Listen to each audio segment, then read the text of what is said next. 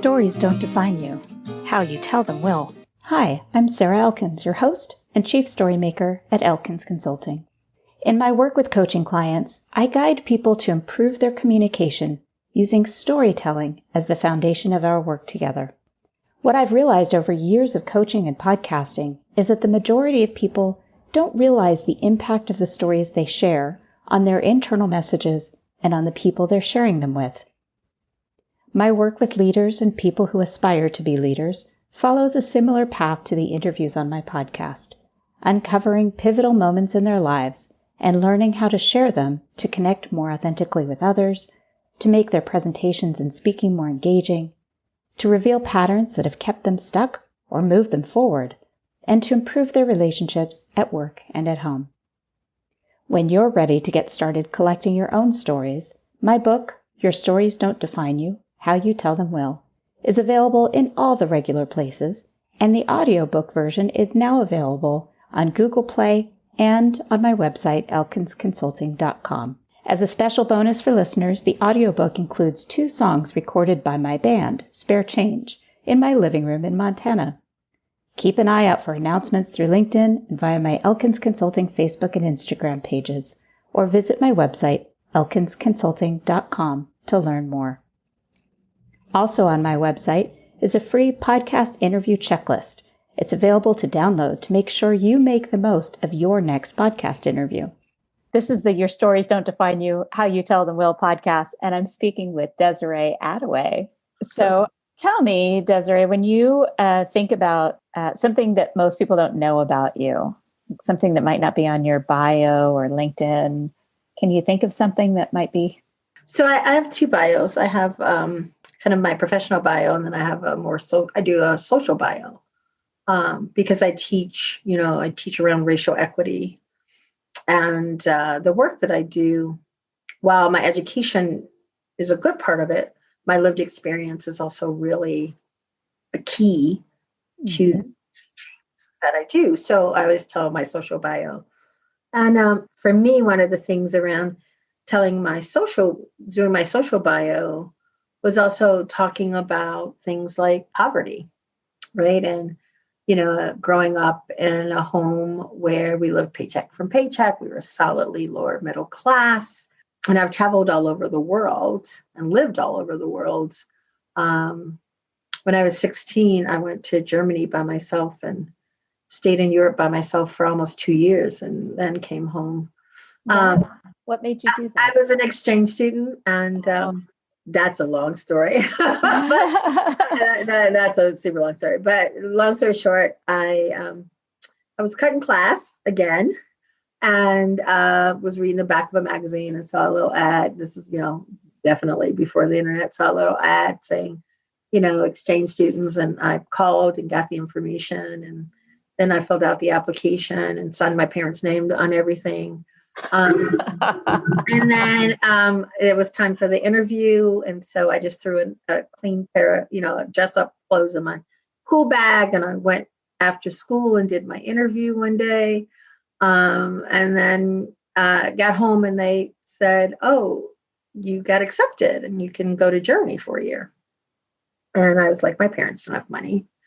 Again, solidly lower middle class. We didn't have savings. It's never going to work. If my parents didn't have that money, it would be for college. And so I said, thank you. No, thank you. And then they came back and they said, we told your story to this woman and she's going to pay your way to go. Wow. And so, so here's the thing that people don't know about me.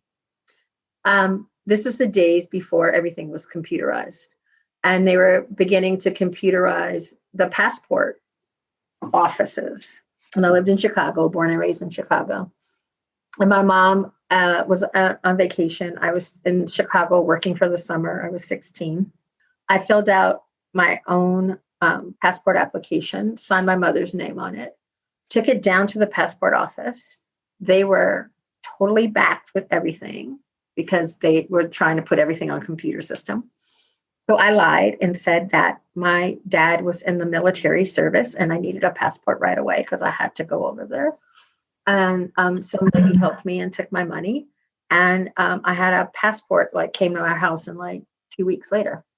So my mom was back from vacation. And I literally had a suitcase open in my bedroom. And I was packing. And she was like, what are you packing for? And I was like, I'm going to Germany. And she's like, you're not going to Germany. What are you talking about? You're not going to Germany. And I was like, I got a passport. My mother's like, how did you get a passport? And I was like, I signed your name on everything. So in my defense, I learned to sign my mother's name at a very early age. I did, because my mom used to forget to write the rent check. So she would call us from work and be like, grab the checks at the bottom of the drawer and go write the rent check and take it down to the office. So my sister and I literally knew how to sign my mother's name on checks by second or third grade. So there you have it. So I signed her name on all the paperwork. So anyway, long story short, I'm like, I'm packing, I'm going. We were leaving from Chicago. I didn't have to get anywhere but to the airport.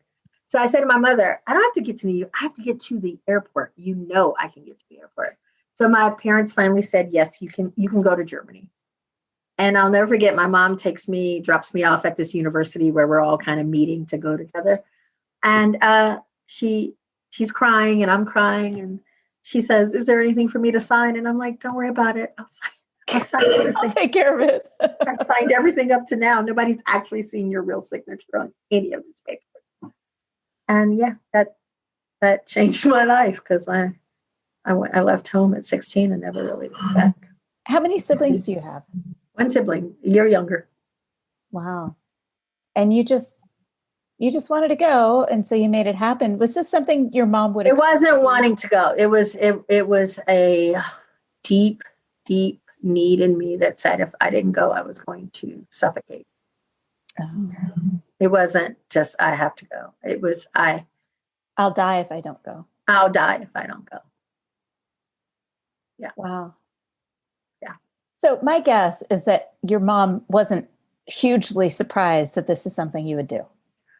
I think it was shocking to my mother that my mother was frightened. Here I was her black child, and I'm going literally to live with white people on the other side of the world, speaking a language. Right. Like my mother was, when I found out years later, and I mean years later, I was like probably in my early 30s. I went to my mom's job one day. My mom worked at the same place her entire career. And they told me how my mom used to cry every day while I was gone. She would sit at her desk and cry. Oh. She never told me that, not once. Well, she couldn't. Yeah. She didn't want you to. She didn't want me to come home. She wanted me to, once I got there, right? But she was so afraid for me to be there and to do that. And yeah, so wow. I don't know what gave her the fortitude to allow me to do that, to let me go. Well, I can tell you, you're a mom, right? Yeah, I am. What gives you the fortitude to let your kids do what they are compelled to do? Yeah. I let my kid go to Japan when she's in 8th grade. Yeah. Yeah. Yeah. You become that parent when you've had that experience with a parent that understood. Yeah. Understood. And the thing is, because you were so independent, because of the process you took to make all that happen. Yeah. She had a sense that you had the tools to take care of yourself. And she did. And one of the things, so my sister's a year younger than I am. And so when I went off to college, again, I filled out all the paperwork. My parents didn't go to college. They had no idea what the process was, how to get financially. And this is, again, all before it was online. And so I took her taxes and I filled out the FAFSA form and I signed her name on it. Sent it off. So when it was the next year and it was time for my sister to go off to college, right? My sister came to my mother like, hey, I got to do these forms. And my mother was like, go call your sister. She'll do it for you. I used to do my FAFSA form and my sister FAFSA form every year. Yeah. So you just reminded me of a conversation I just had with my younger son, who is, he's finishing up his sophomore year at UM in Missoula. And so he's living about 2 hours away from us. And we were taking a hike over Thanksgiving weekend. And he said, we were talking about some of his friends that have parents who are far more controlling and more controlling than I am, than we are. And he said, when I was in high school, I thought you guys were rigid. I thought you were strict.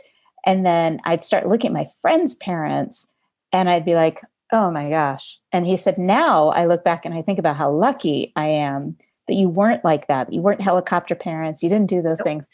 And he said, I did have boundaries, which is part of why I felt strong enough courage. I felt enough courage to be able to step out and do interesting things. Yeah. So he's like acknowledging that we were setting boundaries, but that we understood what his competence was. And I said that to him. I said, here's the thing, Max, when we watched you grow into who you were as a teenager, and we knew you had the tools to either make good decisions, which they don't always make good decisions. No, that's right. Or to be resourceful enough to find a way out of problems when you did make bad choices. That's right. That's right. And that's what your mother was living with. She's like, no, these are the tools she already has. She gave me, right. And I honestly did the same with my kids. They used to always tease me, but if you ask my kids, what did I say to them every day before I took them to school? And I said to them every day, make good choices. I do the same thing. Every day. We're the same mom.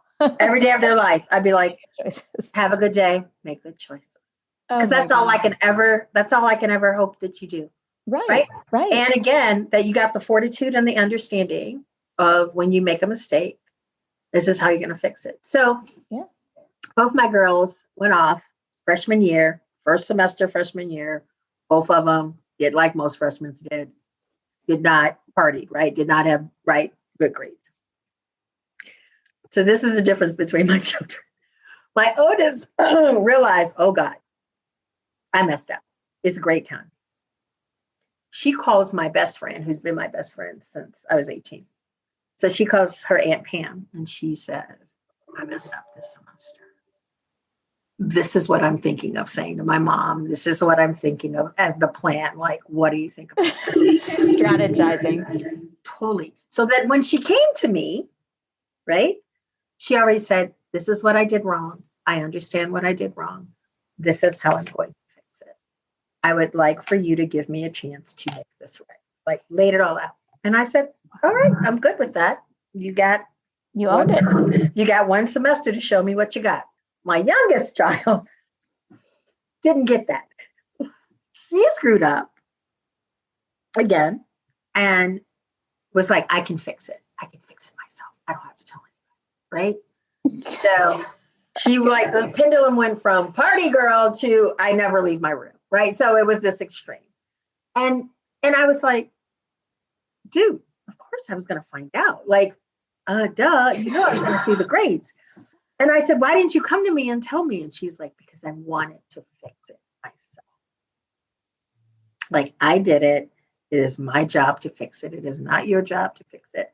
And I was like, no. Like, we fix these things together. You don't have to hold this by yourself, right? When I say I want you to come with a solution, doesn't mean you hold all of it by yourself. You don't carry that burden by yourself. We do that together. So anyway, kids are funny because they have it. I did. I was very clear. Like the summer when they graduated from high school, of the time that they left to go to college, I actually let them make whatever decisions. I said, I'm not going to be there with you 6 weeks from now. So I can't be there, right? Like, right. You're going to have to be responsible for all these things. I'll never forget it because my oldest daughter, some friends were like going on a car drive like 2 hours away to some school for a party. And I said to her, I do not want you to go. I really don't want you to go. And here are the reasons why I don't want you to go. But I can't tell you not to go.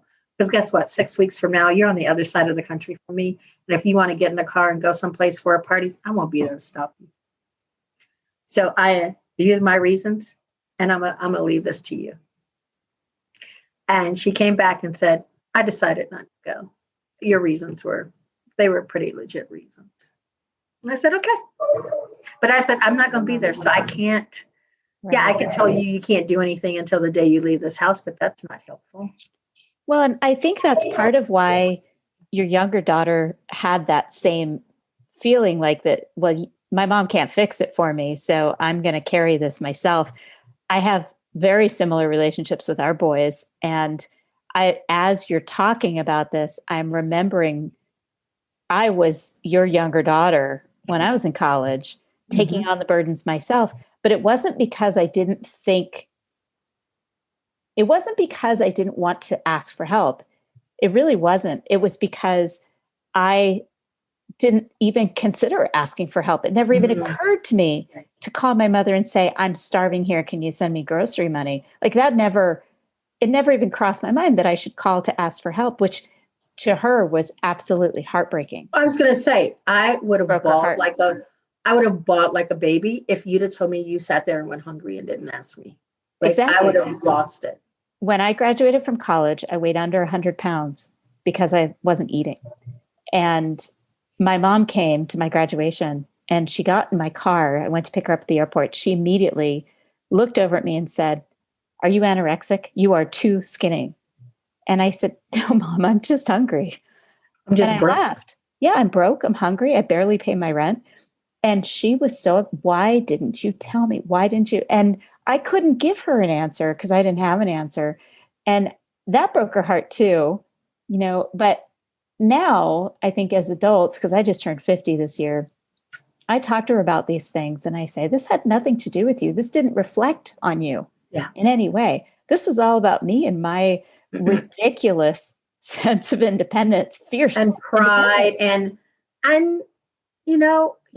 that's totally my youngest kid. Like you just literally described my youngest child. She will sit there and be hungry or cold or whatever. And I'll be like, hey, yeah, you can ask. I know. And, I tell my children these stories about my fierce independence and the pain that it brought my mom and some of the pain that it brought me that was probably unnecessary. Yeah. And so I encouraged them to talk to me. And when my younger son came home for Thanksgiving, he mentioned that things were tight. And I immediately, as soon as he left on Sunday from Thanksgiving weekend, I Venmo'd him $25 so he could get some more groceries. That's right. Because I can now. I'm in a position to do that. But so I'd really like to come back to some of your story of that persistence and resilience, because you talked about how your lived experience is integrated into the work you do. I don't think we can separate them, honestly. I think it's silly for people to think that they can separate their lived experience from their professional lives. Yeah. We all have some version of PTSD based on previous jobs and stuff. So when you think about the moment you arrived in Germany and you are in a place where you don't know anyone, you don't speak the language, had you taken any German at all? No, none. No. Okay. I couldn't even ask to go to the bathroom. Like I couldn't even count. I knew nothing. Do you have a vivid memory of arriving in Germany, of meeting your host family? Oh, I do. It was all these students on a plane, and I was like, I think there were 2 Black students on the entire, like a huge jet that was just full of all these students going to Europe. And we went to Amsterdam, and then from Amsterdam, we broke up and got on trains and went to our countries. And remember getting on a train with a bunch of folks going to Germany and, getting to Hamburg and then being picked up by this family and, driving, like I was in the middle of nowhere, Germany, in the middle of nowhere.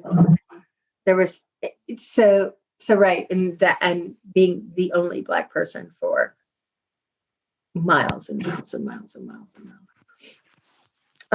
And just having everybody just stare at me, like, and not knowing what they were saying.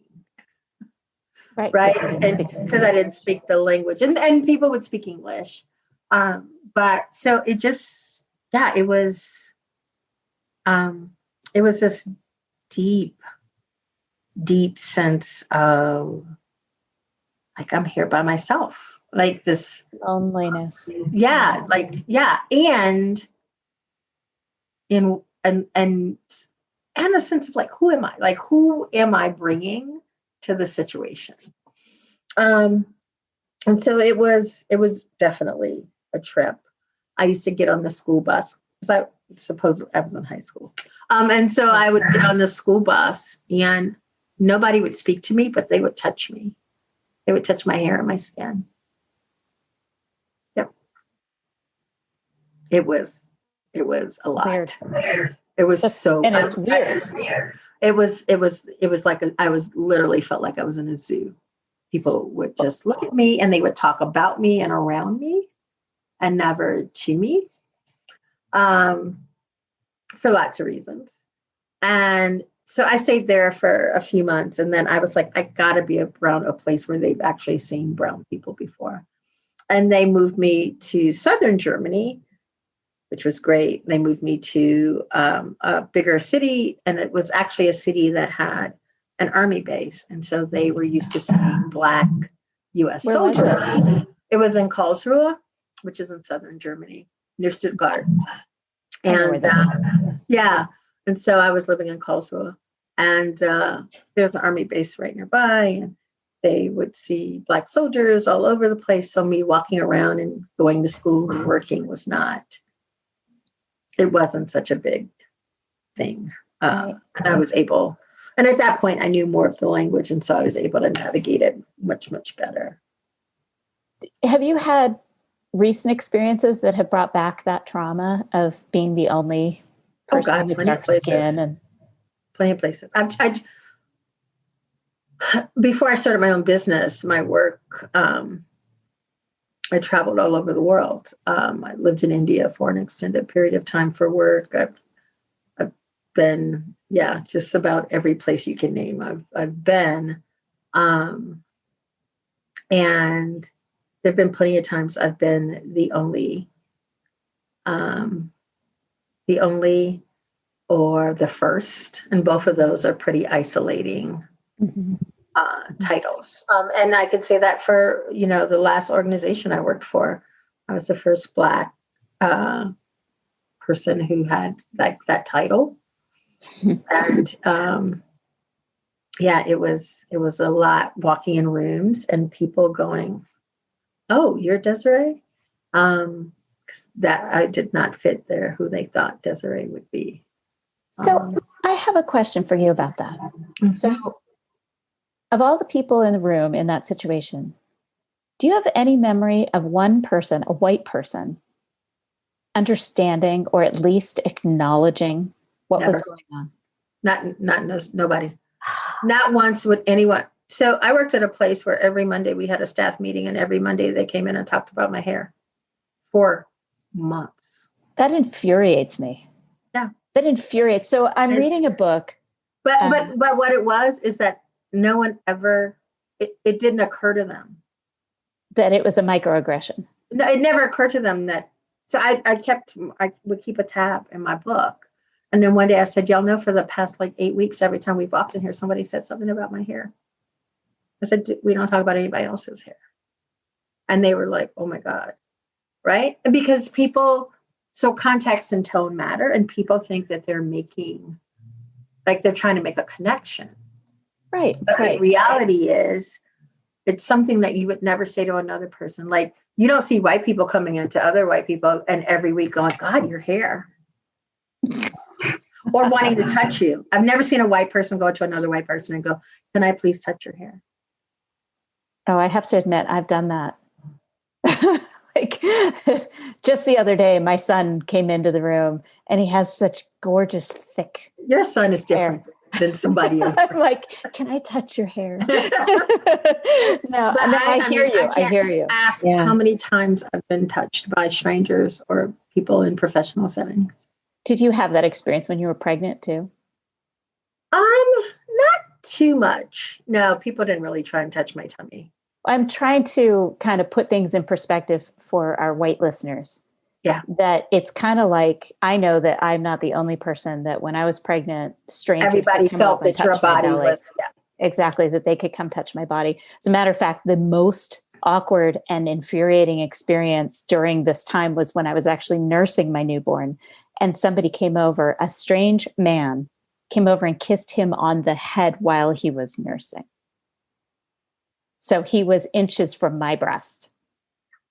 Yeah. So when you're talking about people feeling like they can just come and touch you in any way, that's what I think about, and it infuriates me. So the thing is that what white people don't really ever have in their consciousness or think about, we all come with history. We all come with history. And so when I walk in a room, or when you touch me without permission in the context that I don't know you, and I've had this happen. I was at a farmer's market here in Asheville. My mom happened to be visiting. I was up further than she was. She was kind of, lollygagging. And I had on a shirt that had a quote, I'm bought, I'm brought, I'm bought, I'm bothered. It's something. And some white woman who I'd never seen before in my life walks up to me, literally puts her arms around me and hugs me and says something like, like, right on, sister. And I was like, get away from me. And I will tell you, in all honesty, if my mother had not been there with me, I probably would have went to jail. You would have what? Would have gone to jail. Oh. Because I know that I would have probably hit this woman. And I said, you don't know me. And it's this concept that as a Black woman, my body has never not been up for the white gaze. Right? It's never not at any point in my life been my own. Right. And so, so I bring that, right? That history is always with me. So when somebody touches on it in any way, it's like PTSD. It just brings you back to every moment, the collective moments of being gazed on like you don't belong, like you're a thing. Like I'm not a zoo. I'm not a being. Like you're a thing. Right. And knowing that Black people were in zoos all through Europe. Right. Right. And, the thing that bothers me the most about this is this lack of being able to have your own perspective of this. So, for instance, when you tell me these stories, I immediately remember moments where I was a thing and not a person. Yeah. So we all have them. So to not acknowledge each other's is really absurd to me. Well, I think, the way that white supremacy works, right, this tool of whiteness, is that there is this piece, and I definitely see it in the Western context, especially around white men, that everything is mine. I can speak on anything. Everything is mine to speak on, to touch, to have, to own. Mm-hmm. Right. And the closer we are on that hierarchy, the closer we are to whiteness, the closer we are to money, right? Like to power, the more everything is mine to have, to speak on, to touch, to do with as I see fit. And we have to be conscious that we all have, again, history, and we all have these dominant personalities, and we all have power. And that's what I think we don't like to acknowledge, is that we all have power. And some of us have more power than others, and we don't want to admit that, right? And we don't want to admit that there's a certain power that white women have that can control a space, and that can either, I can make you feel safe or unsafe. But when I make you feel unsafe, I'm actually physically probably in danger, right? Because then the police are going to be called. Yeah, and who are they going to approach? And who then is in danger in that, right? And so making you feel safe is something that I've learned throughout my existence, because that actually allows me. It's for my safety and my well-being. Right. Right. So no, I'm not going to argue with you in public. I'm not going to get loud with you in public. I'm not going to do certain things because I want to be able to navigate and get out of this space. My oldest daughter she lives in Portland. She was leaving her friend's shop one day. She was getting ready to get on the train. She had 2 hands full of Filipino food. Her family had just given her all this food. And the police stopped her and they were like, we want to look in your bags. And they had no right to stop her. She was walking to get on the train. And she called me afterwards. And I said, when you call me, she said, I just wanted to get out of there. So I let them look. And they made comments about her body. And she said she just let them say what they wanted to say. She went down on the train. And I said, you did what you had to do to get out of that situation. And I'm glad you got out of it safe. That just makes me so angry. You must have been furious. Yeah. And I was just like, this is it. Right. So it's funny. And no one said anything. No. All these people are walking by, letting them harass this woman. Watch them going and looking through all her stuff. And that's it, right? One of the way that whiteness works, that this system continues, is because people who don't push back against it get the pleasure of being left alone. So I don't say anything. Police don't stop me. They don't look at me. Nobody bothers me.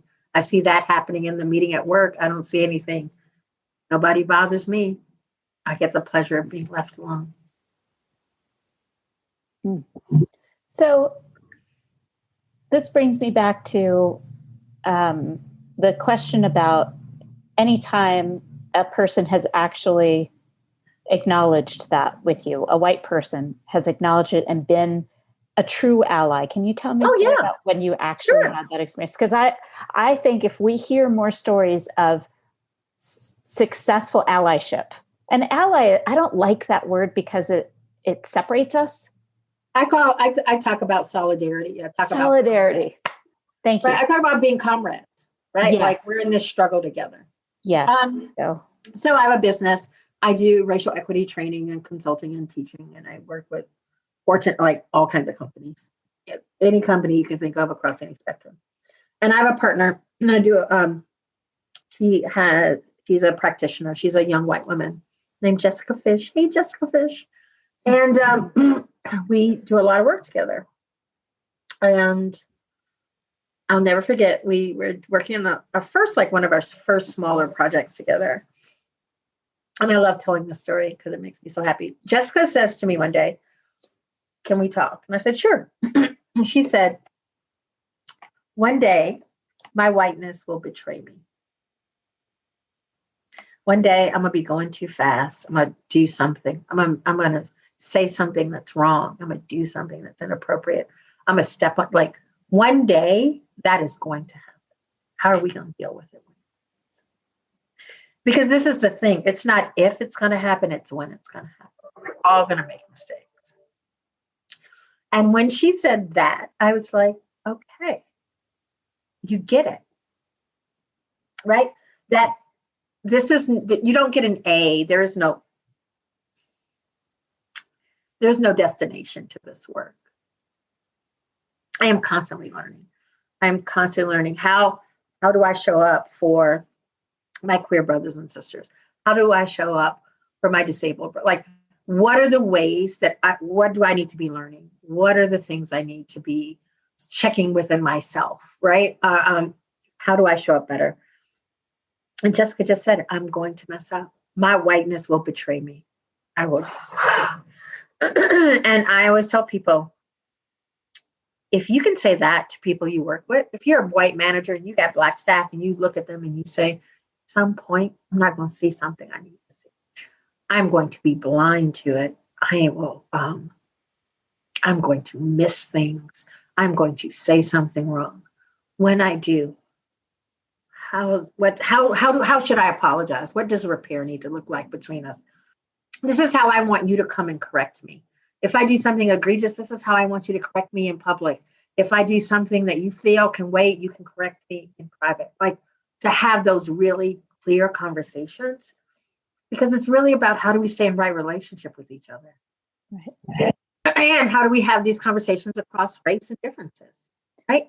I always tell people, the way white supremacy works, we never call the thing, right? Like, so if you mean black, say black, don't say people of color, right? And if you mean race, say race. And understand that it's okay to use these words. It's okay to say white supremacy.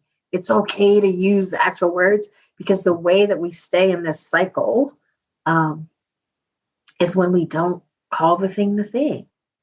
And when we don't say, I'm going to mess up because I've been trained and socialized in a way that will let me do these things. And what happens when we're running fast, when we're not mindful, that's when it happens. So how are you? It's more important that I stay in right relationship with you, Sarah. So what are we going to do when that happens? You know, every friendship needs that conversation. I don't care what race, everyone does, religion, gender. What's going to happen? How are we going to handle it when something happens between us? It just reminded me of when I have a soul sister. We sing together, and when we sing together, all the hairs on the back of your neck go up. Like our voices together resonate like crazy. And I call her my soul sister. And I will never forget when she called me on something.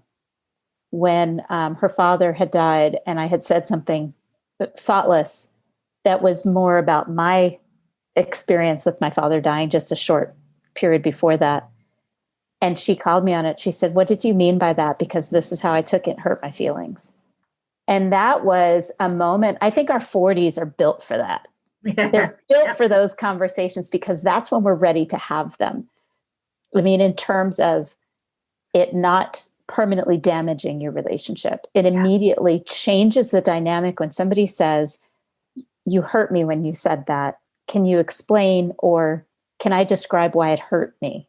And then we can talk it through. There's this great disability activist named Mia Mingus, and Mia teaches around accountability and apologizing for impact. And what she really talks about is, how do we have repair, right? How do we stay in repair? Because if we're talking about, we want these things like abolition, we can't talk about defunding the police until we can take care of each other when we're in the middle of conflict. And so I love it. And I always tell people, when I teach a framework around doing racial equity work, and one of the key pieces is accountability. And I'm like, we need to be clear when we say accountability. Are we talking revenge? Because revenge is not accountability. Are we talking punishment? Because punishment is not accountability. Accountability always leaves room for repair. It always leaves room for renewal and healing. And so, I'm like, let's get very clear. If you want punishment, say you want punishment. If you want revenge, say you want revenge. But if you want accountability, you're saying you're going to make space for repair and healing. And if you don't want those things, then that's okay. But let's just be clear about that and be intentional about the words we're using. And I'm always like, what does repair and healing need to look like? And I say, I have this conversation with CEOs of Fortune 500 companies, like, y'all screwed up with your staff of color. So what is repair going to look like? How are y'all going to fix it? What does healing need to be? For folks, a lot of times it's just acknowledging, right? Like, and that happened this summer, right? After George Floyd happened, and the uprisings, like a lot of race equity practitioners were inundated with companies. And what happened is they paid all this money and done all this investment in bias training or DEI training. And then when that happened, nobody knew how to talk about race because none of that is racial equity training. And so a lot of CEOs, a lot of leadership, a lot of folks stepped in it, right? They were asked questions by their Black staff in particular, and they didn't know what to say, or they said things, and then they had to go and fix it. And, a lot of it, I did quite a few town halls with big companies going, what does repair need to look like for you? Because what we know about each other is limited information, misinformation, or no information. So part of it is that we actually have to get to know the real history and understanding. And for so many people, they would say, like, I knew that there was something going on with Black people in the police, but I didn't think my colleague was scared to drive back and forth to work every day. And I'll tell you, like, there's some great reports out that says for Black people, COVID has been a godsend because they don't have to drive, they don't have to travel, they don't have to be in the office and deal with all of that. And so while it's been really isolating, there's also been this really great part that people like, I don't have to be sitting in these meetings and dealing with all of that that's happening. Desiree, this has been as enlightening as I anticipated that it would be. I was digging through your website earlier today to make sure I understood where you would be coming from and had some sense of your being. And I was particularly enamored with your work on love, a recent blog post, which I ended up sharing on Facebook.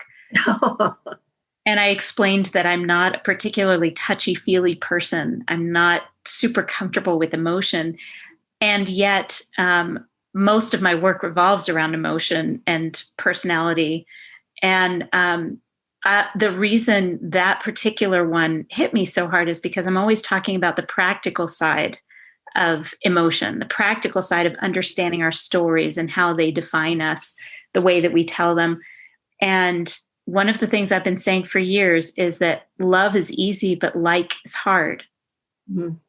And if we can just find in ourselves the love for the diversity of humanity and all of its interesting differences, the beauty of those differences, love it, even if we don't necessarily like a person in front of us, we can still love them. And that's what I was looking forward to in our conversation, was feeling that love and knowing where it's coming from. So yeah. Your stories are fantastic. I want to hear more of them. So maybe we'll revisit another episode of this in the future. Yeah. Because I like to dig more deeply into your stories of you raising your children in relation to your experience, particularly in travel, and how that changed how you raised your kids. Absolutely. I think that has a huge impact. Yeah, definitely changed the way I raised my children. And it actually ended up changing my whole family. I mean, for the longest time, I was the only person with a passport. And then my sister finally went on a trip by herself, and she was deep in her 30s when that happened. And I just remember being so proud and happy for her that she finally did it. And then you couldn't stop her after that. So the bug. She got the bug.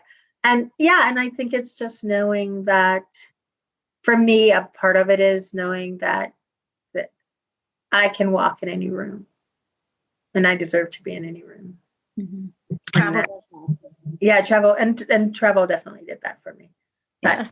That helped humility and confidence. It's an amazing combination that you gain. Exactly. And knowing that, again, constantly learning. So it's lovely. It's one of my favorite things to do. And because of COVID, I haven't been on a plane since January. So I know I'm feeling it too. The bug has gotten to me in a big way. So just for our listeners, can you give us a little lowdown about how to find you and what our listeners would find from you? My website is adawaygroup.com, and you can go there and you can learn more about my services. Working with organizations, you can see my classes. I have classes for individuals who want to learn more about racial equity work. I have a class called Freedom School, which starts in January, and it's a year-long course where we're really kind of digging in and learning more about social justice issues and digging deeper into that. But I'm on social media. I'm on every social platform as Desiree Adaway. I don't hide. I always tell my clients, this is me. So you see all of me. I have one client, it's a big major tech company, and the CEO started following me on Twitter, and I told him not to do that, but he did it anyway. And said, you may regret that. And he was like, no, it's fun. And I was like, okay. I go on Twitter to fight and use bad language, and I share a lot on Facebook just in general. So, well, I will have those platforms. I'll have links to all of these websites in the blog post associated with this podcast.